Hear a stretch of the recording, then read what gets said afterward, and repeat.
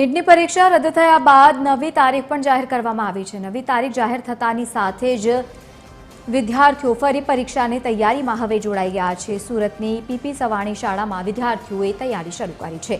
નીટની પરીક્ષામાં જે રીતે પ્રશ્નપત્ર પૂછાય છે તે જ રીતે શાળામાં વિદ્યાર્થીઓની પરીક્ષા શરૂ થઈ છે। 300થી વધુ વિદ્યાર્થીઓએ એકસાથે નીટની જેમ પરીક્ષા આપી છે।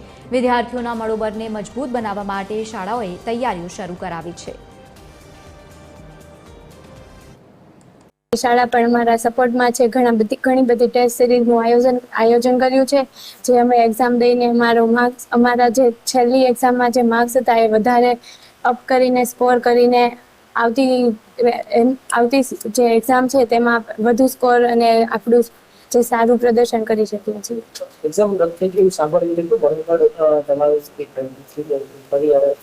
2 વર્ષ સતત મહેનત કરવાને કારણે પણ જો એક્ઝામ રદ થાય તો દુઃખ તો ઘણું થાય, પરંતુ જે હવે બધા માટે છે તે પણ અમારા માટે છે। એટલે એક્ઝામ તો દેવાની છે, એટલે વધુ દ્રઢ મનોબળથી આપણે તૈયારી કરવાની છે અને એક્ઝામમાં સારું આપણું બતાવવાનું છે।